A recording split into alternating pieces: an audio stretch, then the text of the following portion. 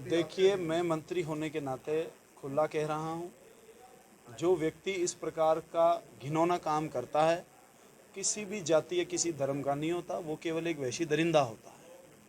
कोई व्यक्ति रेप करता है, बच्चियों को मार देता है, उसकी कोई जाति या धर्म होती है क्या? कोई रेप करता है, उसके कर्म से उसकी बाकी पूरी जाति को वो गिना जाएगा क्या? जो व्यक्ति ऐसा घिनौना काम करते हैं, उनकी कोई जाति धर्म नहीं होते। आतंकवादी संगठन से कहीं ना कहीं उनका जुड़ाव मिला है, नेशनल एजेंसीज के हाथ में केस है, खुलासा सबके सामने होगा। कसाब को भी फांसी लगी थी, इनको भी फांसी लगेगी। और भविष्य में इस प्रकार के संगठनों को कैसे बंद करना है, कैसे इनकी घटनाओं में कमी आनी चाहिए। आप देखिए, बड़े दौर के बाद में आतंकवादी घटना हुई है और निश्चित रूप से राजस्थान सरकार इस मामले में सख्त है। मैं ये तो मानता हूँ कि कहीं ना कहीं चूक तो रही होगी। इसको नहीं मानने से, आंख बंद कर लेने से, कबूतर आंख बंद कर लेगा तो बिल्ली नहीं आएगी, ऐसा नहीं होगा।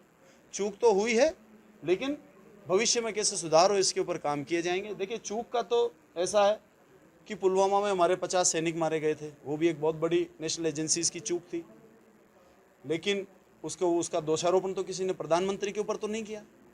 क्या हमारे 50 फौजी साथी एक बम ब्लास्ट में हमारे बीच में नहीं रहे, शहीद हो गए, तो वो नेशनल एजेंसीज की चूक थी।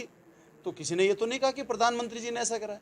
तो इस प्रकार से किसी एक पार्टी को या किसी प्रदेश सरकार को ऐसी दरिंदगी वाली घटनाओं के ऊपर दोषारोपण करना, ये तो घटिया राजनीति का हिस्सा है।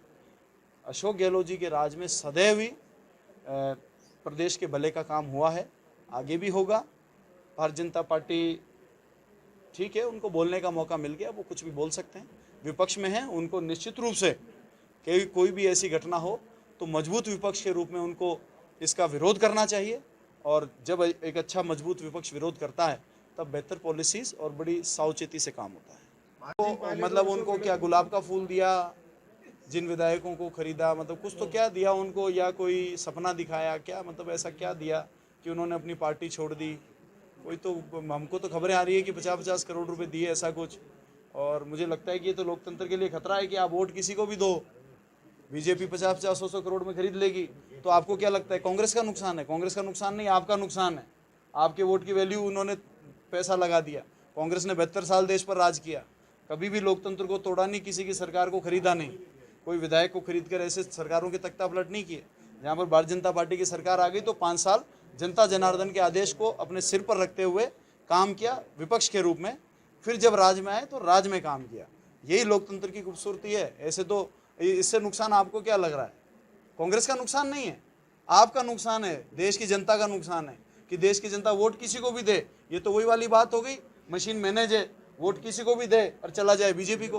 तो आज आप किसी को भी, तो ये स्थिति गंभीर पार्टी कांग्रेस के लिए नहीं है, देश की जनता के लिए गंभीर है कि जिस दिन अगर एक ही लोग राज करने लग जाएंगे तो वापस वही जो रियासत काल था वही आ जाएगा।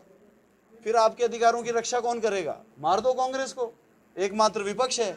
उसके बाद में जब कोई आपके साथ अन्याय करेगा, आपकी आवाज़ कौन उठाएगा? आपके अधिकारों की रक्षा कौन करेगा? तो ये तो जनता के सोचने की बात है। मैं इसमें क्या कहूँ, आपकी आंखों के सामने दिख रहा है, मेरे से क्या सवाल पूछते हो? जो सरकारें गिरा रहे हैं उनसे पूछो कि आपने क्या इनको ज्ञान दिया, कि पैसा दिया, कि लालच दिया, क्या दिया? सवाल उनसे करना चाहिए, आप हमसे सवाल कर रहे हैं।